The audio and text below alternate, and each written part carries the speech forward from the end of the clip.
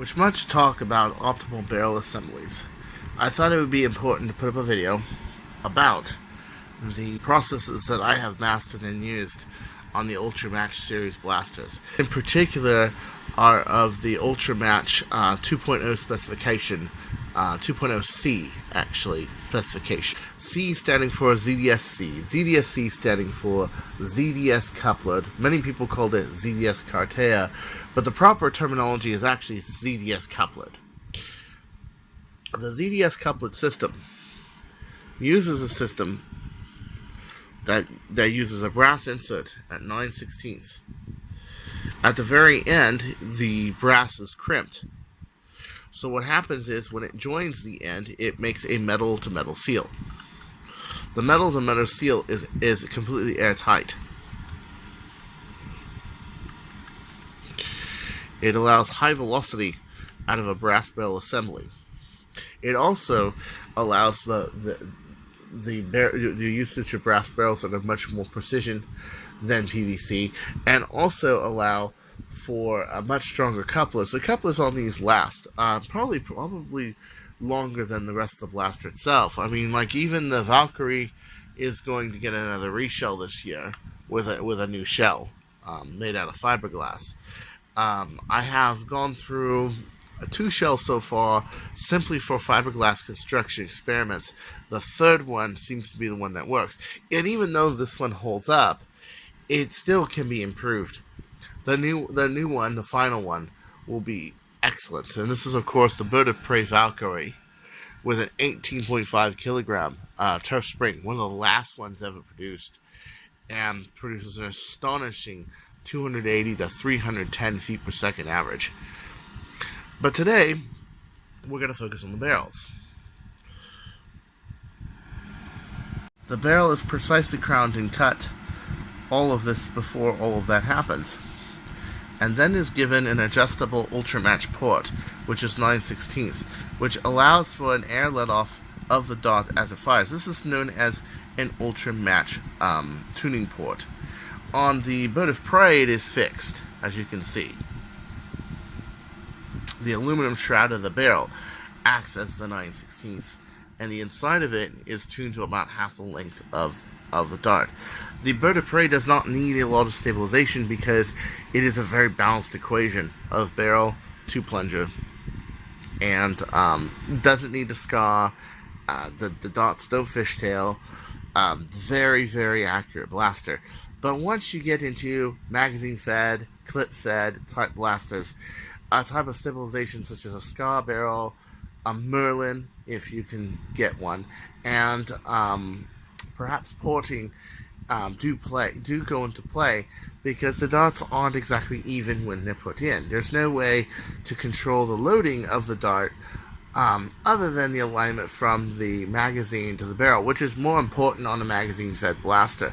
But when you go singled like this, and you're shooting a sniper, you're shooting 150 feet plus, you can concentrate a lot more on the loading of the dart and the positioning of the dart. As a matter of fact, what takes you more time than the loading is the aiming, and it should. And this is why for sniper, air power, such as using an XBZ or 4B pump, or spring power singled, is actually practical, because the magazine load is not going to really help you when it comes to a sniper. Now, for your close-in weapons, for your ambush weapons, definitely go with magazine-fed. Okay, close quarters combat, go with magazine-fed by far. As you can see, I got quite a few. My backup blaster that I carry, which is known as a Mauser fire, there it is right there. That is a sharp fire with a 12-round cut-down PAC-D mag. It can shoot in ranges of 130 to 150 feet flat, but usually is for engagements within 100 feet. Is excellent. So I am not entirely against magazine-fed, but I will say this: for sniper, you are far better with singled, because you're going to spend more time aiming than anything, and a magazine feed might give you a couple seconds, but what you'll lose in accuracy, predictability, isn't worth it. I will say that right now. It just isn't worth it. Okay, so now let's get into the actual cleaning of the barrel. So first thing I'm going to do with this barrel is I'm going to run a dry dot through there. And I'm going to push it through to get rid of any debris or anything that's in there. Okay? Alright. So this barrel has, over the last 2.5 weeks, been coated with a coat of Teflon. Sits on a whole day, dries. Then you push a dot through it a few times to get a mirror finish. Once you have that mirror finish, you'll reapply more Teflon. What you're doing is you're building layers of Teflon very slowly. But put in mind, before you put on another layer, the layer has to be totally dry. Once that you have let this dry, you let it dry for a few days. This is dried for a few days. I can start treating it with a with another layer of finish. This is more just a wax layer, and what does that is Pledge. What Pledge does is it adheres to the wax and the Teflon of the DuPont spray. You can also use White Lightning chain lube. That works too. Bicycle chain lube. That works marvelous. You put it around your dart. You push it through. It makes a nice light coating of Teflon. It's really nice. But what I like to use Pledge. Pledge seems to be a little softer on darts. It also just, because it's not just wax, it is wax and oils, it makes a lot more of a slick surface to it. And it's also good to take a can of Pledge and use it to clean your barrel. So let me show you this on the barrel for the Ultra Match Magnum. So here's what you do. You take a can of Pledge. You shake it real good. Okay. You look in. You want to have, yeah, just like that. Take a small Stefan dot. Push it through. Hold the back end of it. And there's a reason for that. You want the wax to go past and around the actual dart. And you'll hear it when you're pushing it going around the dart. You'll then feel the dot on the back side. And take all this excess wax, push it through. So what you did is, while it's going, you push the wax and the oils around the dart. And look at that little bit of dirt. I don't know if you can see it. You see how that's a little discolored right there? Yeah, there was a little bit of dirt on this actually. So, okay, once again, this time without holding it on the finger. Okay. Now feel free to take any excess and put it where it joins the couplet too, because that does help. And just, without putting a finger on it, just right through it. You can see that excess amount of wax on the back as it goes out. And I'm going to do this one more time. And this time I'm going to put all of this around my dart. As so. Okay. And yes, I like to do this with the ports on them. So this has got an Ultra Match port on it. And I like to do that because it saturates the little distance between the 17/32 and the 9/16 on the inside. You can tell it's a countersunk. So what you end up having is, when you take them out, you're going to see these very little lines. You see them? Yeah. Very little lines around the whole thing. Once you have that, put it aside, let it dry. And do something like watch BBC Space Race from 2005. Episode 1, very interesting, because it really shows that if Von Braun did not survive the war, and we did not capture the V-2 rockets, we would not be in the moon right now. We probably wouldn't even have satellites, okay? But then again, we wouldn't have ICBMs either. It would all be nuclear bombs. And one has to ask, did we go to the moon too quick? Here's one where I had already done the process with this. I did this with the Ultra Match barrel. This has been sitting here for about 7 hours. Let me show you. What you'll see is that the moisture and the liquids will kind of die down. You'll still see the lines there, but you can see how it's kind of evened out. So what I'm going to do next, so once this dries, okay, you want to take this, and you want to take a full-length dart. As a matter of fact, a full-length Virgin dart. A Nerf dart, a prototype version 5, full-length, okay? Push it through as so.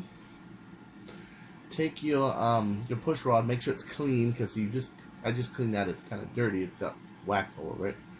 And you push it through. What this does is evens out the wax layer that you just put down. You then pull it out the back. Get rid of your push rod. And if you see a little bit of unevenness, like you do in here, push. You can see. Oh, right here. Yep, there it is. See that little bit back there, the very back. I need to push it through again. Hold on. Okay. And just keep pushing it through until you have a mirror surface on the inside. So what I'm doing is I'm taking this really thick wax layer and I'm mirroring it down with a foam dart. And this is wax that is like semi-dry. What I'm doing is I'm shaping it so that overnight I'm going to put this back on my bird of prey and it's going to be dry. Yes, okay, so here we go. A few more attachments so you can see. Aha, look at that. Look how shiny that is. What the wax ends up doing, the layers of Teflon give it a barrier between the brass and the dot.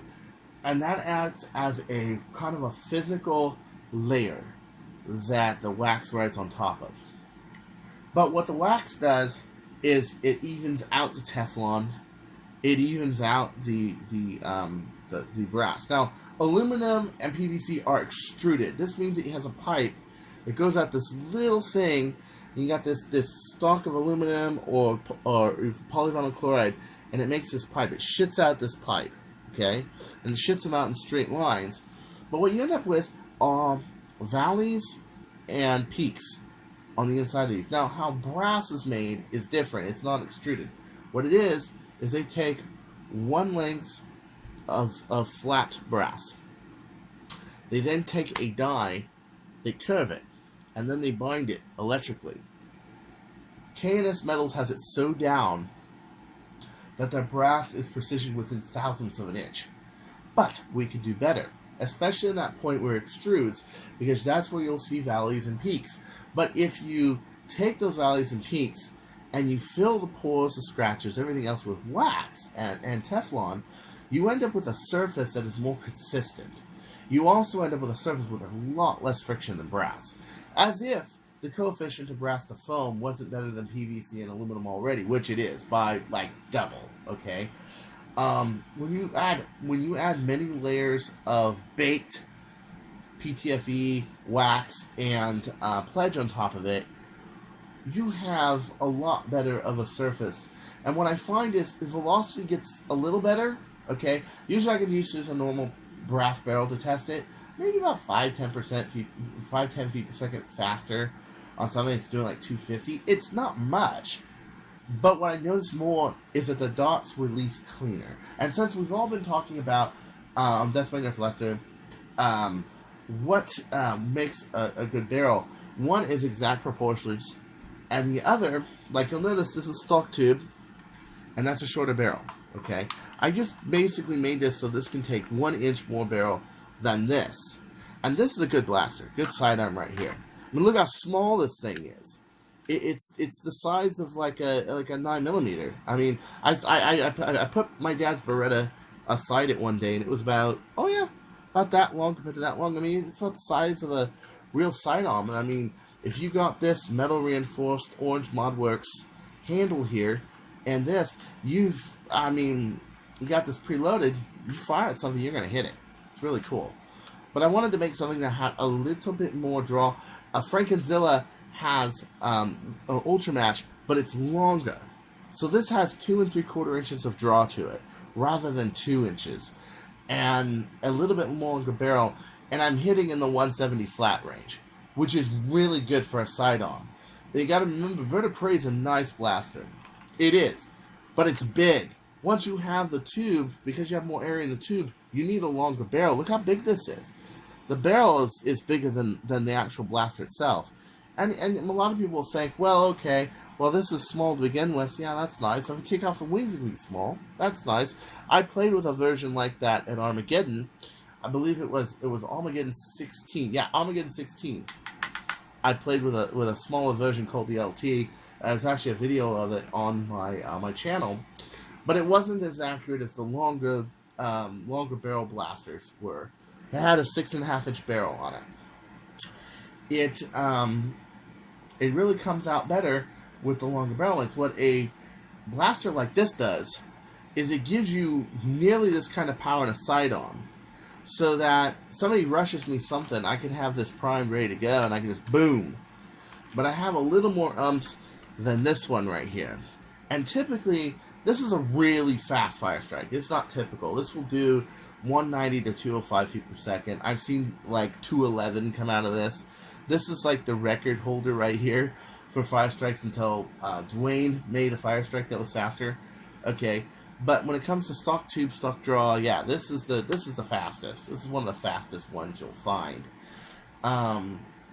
The only way to really get it faster is if I'm able to use more barrel length, and that's what this does.